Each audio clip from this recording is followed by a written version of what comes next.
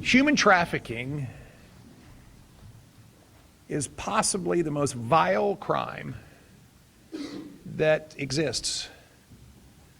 It affects children, it affects the vulnerable, traps people in situations which are hopeless, and it is perpetrated by pure evil. And so today, as we come together to lock arms and acknowledge the need for all of us to stand together against human Trafficking Advocacy Day becomes so important. You'll hear from a number of voices who are speaking out, sharing their personal, tragic, and yet heroic experiences. And more importantly, we will then again call all of us into action. I want to thank everyone for the time you have already spent here today. I want to thank the Lieutenant Governor for being part of this morning's gathering to embark on a very important moment in our civic duty, which is to speak to legislators and, of course, our administration about things that can be changed or done differently in order to eradicate the evil of human trafficking. We will first hear from Desiree Trail. And I want all of you to know that when someone has experienced what Desiree has and has the courage to stand up and talk about it, that in itself deserves our admiration. But then when you couple that with her call for help, for action, then that is more than just a moment of admiration. It must be a moment of action. Desiree, thank you for your courage. Thank you for being willing to stand forward at a moment where so many are still so fearful that they are concerned about even taking a photograph. And I so understand that. And so Desiree, may God bless you, and we welcome you to share with all of us your story.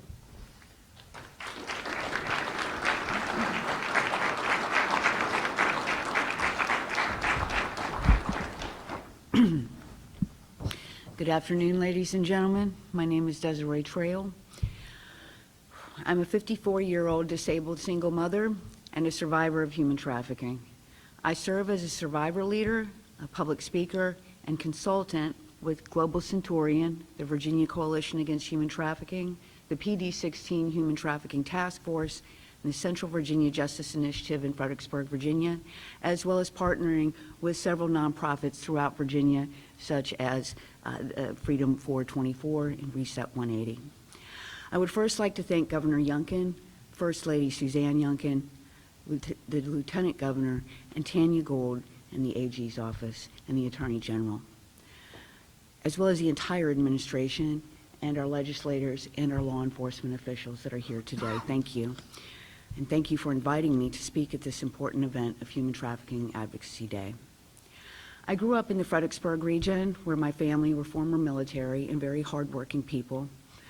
But I also grew up with a great deal of dysfunction involving alcoholism, and I endured many years of physical and sexual abuse. And I witnessed violence that no child should ever endure. I grew up in the foster care system most of my childhood, and school and books were an escape for me. And on the outside, I learned to blend in, and I was forced to adapt to so many different homes and schools.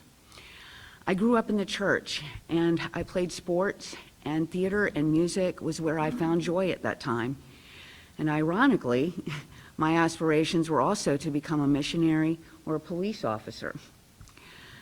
Instead, I received a scholarship for theater, where I went to college, and unfortunately, I had dropped out very quickly.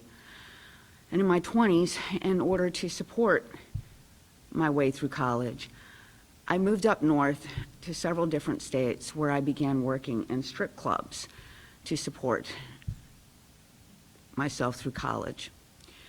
And that was my original plan until I began to realize that the owners of these clubs were all parts of various crime rings up north, where in the beginning, the lure of easy money was very appealing to me, and the attention was very appealing to me. And I thought that this is where I fit in. But then again, that attention became where I was addicted to drugs, and later I was forced to sell drugs to the customers in these clubs up north, which is not talked about enough right now. I thought all of this was normal until I witnessed a murder and had to testify. I was exposed to a serial killer. The drug addiction had gotten so bad that I became suicidal. And I just didn't want to live that way anymore. So I decided to get clean when I became pregnant with my first son and I moved back to Virginia. But my addiction took over once again and I lost my parental rights due to falling back into active addiction, and I failed drug court. I hated myself and I was incarcerated for a year, and I was also undiagnosed at that time for bipolar disorder, depression, and complex PTSD. I went on the run from probation, and that's when I embarked on a suicide mission of over a decade for many years due to self-loathing, guilt, shame, and untreated trauma. I fell prey to several drug dealers that trafficked me out of hotels and drug houses. I thought I was just a useless junkie and that I did whatever was necessary to survive and feed the demon of addiction that I was plagued with. I had been beaten, raped, had guns held to my head, was held hostage, knives to my throat, and I never, ever at that time identified myself as a victim of human trafficking. I didn't know what it was until many years later when the late, great survivor, Barbara Amaya, who became my mentor and best friend, helped me realize this uncomfortable truth that yes, I was a victim of human trafficking.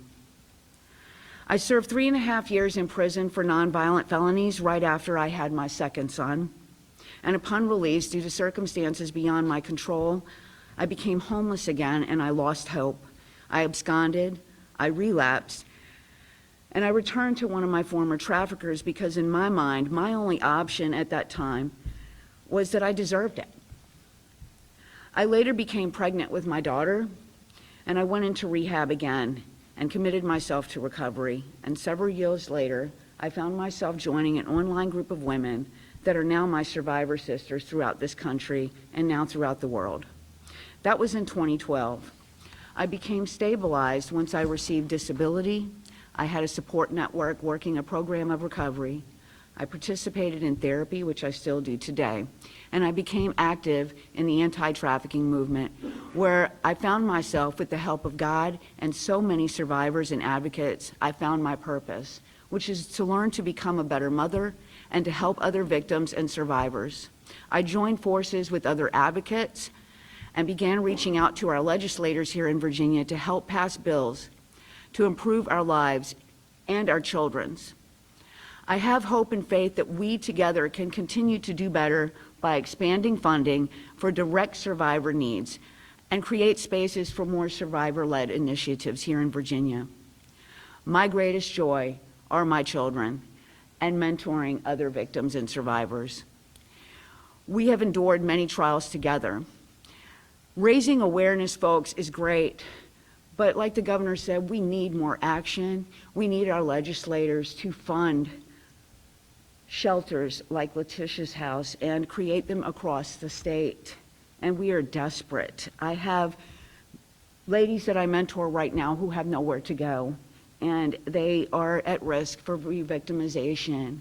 My daughter is at risk for victimization because of the trauma. So I'm asking for those that have the power and the resources to commit to go further. I thank you again for being in this fight, and now it is my honor to introduce Mr. Nathan Whiteman, the Law Enforcement Advisor for the Human Trafficking Institute, and I thank you all once again for hearing my story, and God bless you all.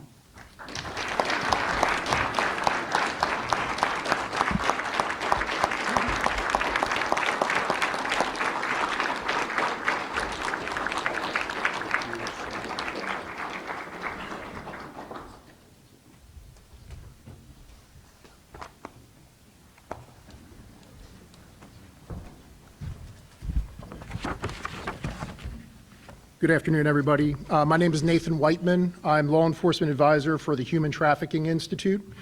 Our organization is a global organization that fights human trafficking throughout the world, both through commercial sex trafficking and labor trafficking, both in the United States and in Africa and in Central America. First off, I'd like to thank Governor Glenn Youngkin for the invitation to speak here. The First Lady, Mrs. Youngkin, who couldn't be here, but thank her so much for her continuing fight against trafficking. Lieutenant Governor Winsome Earl Sears, Secretary of Public Safety and Homeland Security Terry Cole, Interim Superintendent of the Virginia State Patrol Matt Hanley, and Attorney General Jason Miñares. Thank you all for being here. Thank you for the invitation. Thank you everybody else who is here to be part of this fight and to advocate for survivors such as our friend here to continue to be a voice for a generation and generations to come. The Human Trafficking Institute has been in partnership with the Virginia State Police and the Commonwealth of Virginia since 2023. We conducted the first intensive human trafficking training for law enforcement and prosecutors in September of that same year.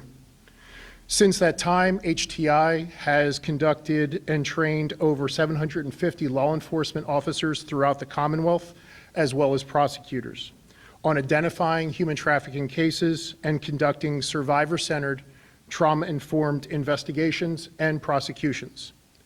Through this partnership, HTI emphasizes the importance and power of working together with local agencies to address the global threat of human trafficking, both commercial sex and with forced labor.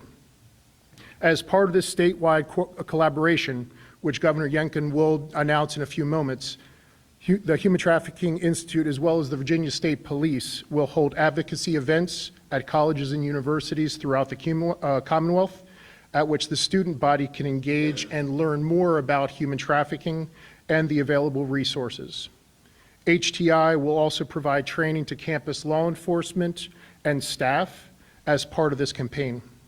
The Human Trafficking Institute greatly values our relationship with the Governor's Office, the Secretary of Public and Homeland Security, the Virginia State Police, the Commonwealth Attorney Service Council, and the Department of Criminal Justice Services.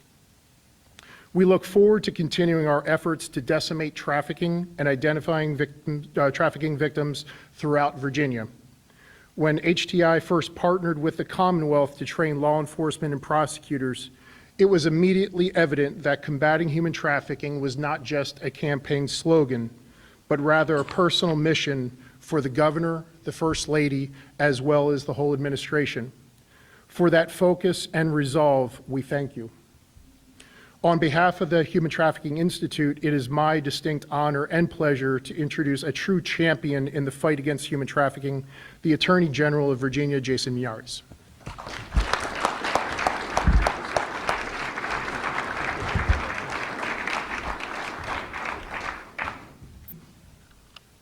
It's a true honor to be here today with such incredible partners. Human trafficking, as the governor noted, is perhaps the most evil of crimes because it denies the very dignity of its victims. Rather than view them as beautifully and wonderfully made in the image of their creator, human traffickers view their victims as just a commodity. Whether they're going to profit off their labor or sex, at the end of the day, they just view them as not a human being, but as someone to exploit. It's a crime that happens in plain sight. It happens in every community, rural, suburban, or urban. It's the world's second largest criminal enterprise. $150 billion a year are estimated of the revenue for human trafficking. And so from day one, this governor decided to make it a top priority to go after, punish the traffickers and help the victims, to provide a victim-centered, trauma-informed response that combats human trafficking across the Commonwealth. I want to personally thank the governor because there's never been a single time that I have gone to him and requested assistance or help from our office in combating human trafficking that he hasn't immediately said, yes, what do you need? We have now a full-time human trafficking coordinator in the Attorney General's office, a survivor herself, a wonderful advocate and leader, Tanya Gould. We've had multiple discussions, human trafficking task force, strengthening cooperations both with the Secretary of Public Safety and our federal and state partners. Just last year, we've had over 49 investigations. We saw the breakup of perhaps the largest human trafficking labor ring we've ever discovered in Virginia out of Williamsburg. We're proud of the fact that we have, with the governor's assistance and financial support, set up the 100% Business Alliance Against Trafficking, because we've realized we need our partners in the private sector to help us. And so much of this is if you see something, say something. 83% of human trafficking victims, while they're being trafficked, have interacted with everyday Virginians. They've been next to you in your doctor's office or when they go out to a restaurant. So the 100% Business Alliance Against Trafficking is just a training module. If you're a business, you commit to getting 100% of your employees trained. They watch this about 30-minute video of what to look for, what are the signs of trafficking, and what to do if you suspect. And I could tell you, our law enforcement partners will tell you, so many of these cases are broken because somebody sees something and they say something.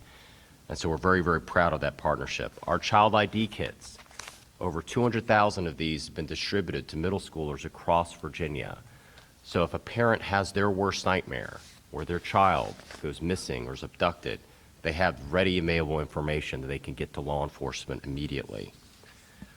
We are so proud of the work our office has done. We're more proud of our partners. And I just want to speak to the incredible volunteers.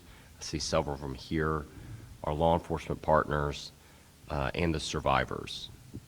You are the quiet heroes that the governor and I often reference, the ones that you don't seek any type of fame or notoriety, but you're literally the backbone and the very, very best of what the Commonwealth is, because you display a level of nobility and bravery that are even hard to imagine.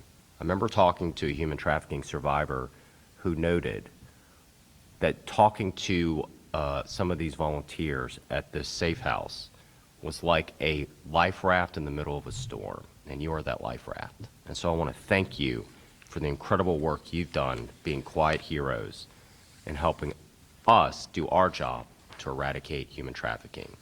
And now, I would like to introduce an incredible partner on this front from day one in his administration, who has made this a top priority and has not just said that with word, but followed with actions and deeds, the 74th Governor of the Commonwealth of Virginia, my friend, Governor Glenn Youngkin. Thank you.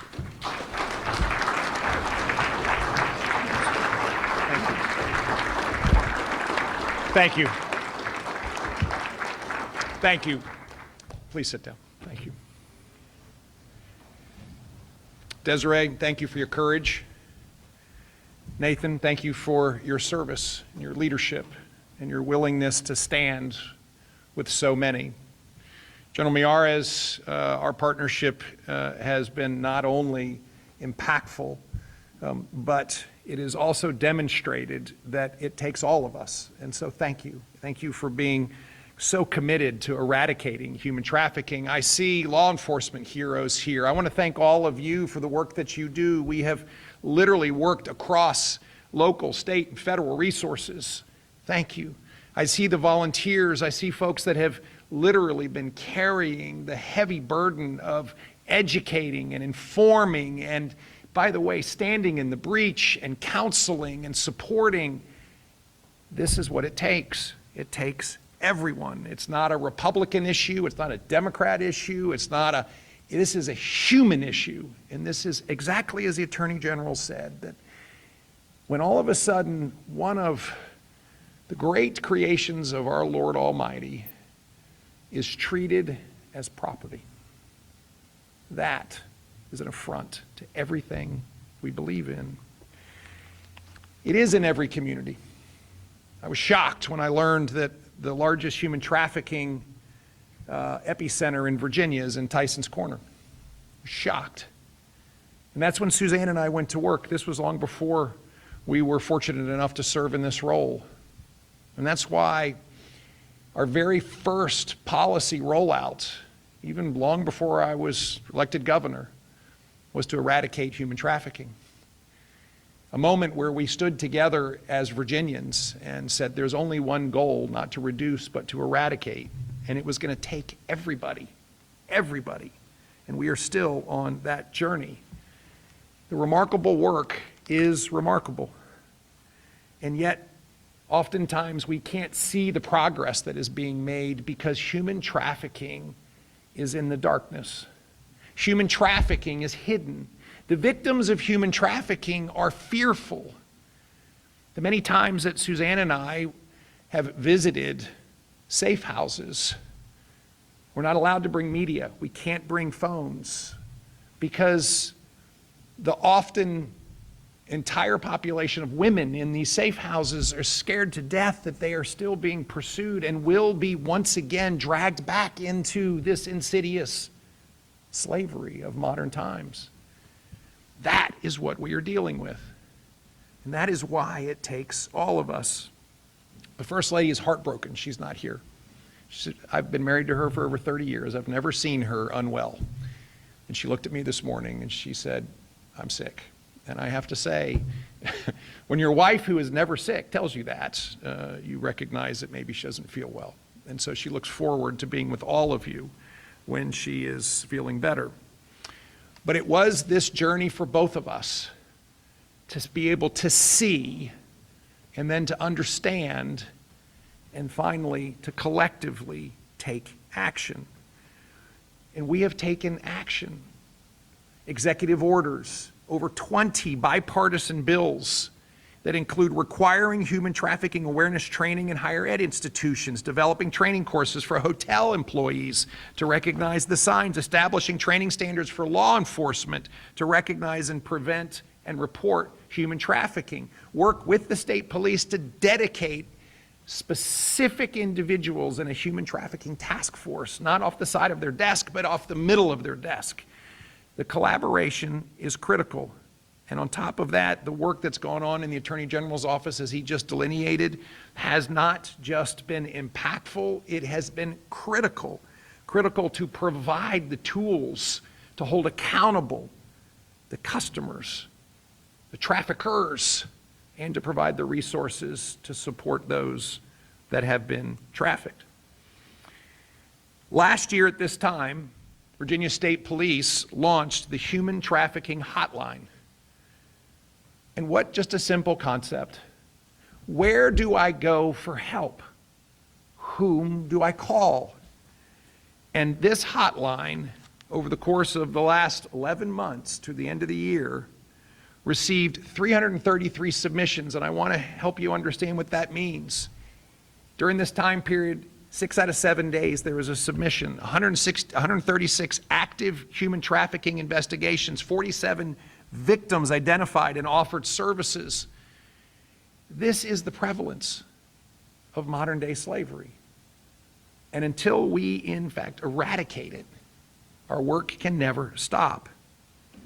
The General Assembly, as I said, has been incredibly committed on a bipartisan basis to this work.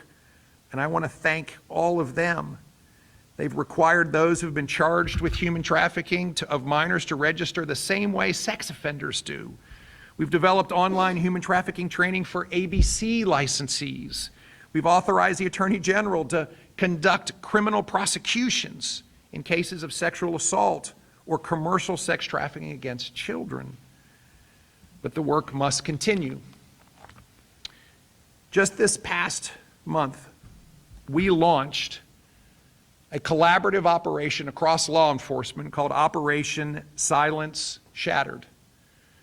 And what we have found is that talking about things raises awareness. But when we bring law enforcement's capability across jurisdictions, local, state, and federal, in a collaborative way, focused during a concentrated period of time, we can move mountains. The key pillars of this initiative were to first provide awareness and outreach regarding these efforts to those that needed to hear it the most, focusing on raising awareness, particularly within colleges and university campuses, and addressing the demand of illicit sex trafficking throughout the Commonwealth. And this effort has been swift, it has been comprehensive, and it works. In 30 days, we have reached 3,700 individuals who are most important to know about human trafficking. And it continues. We have had 21 arrests. We have rescued 12 victims.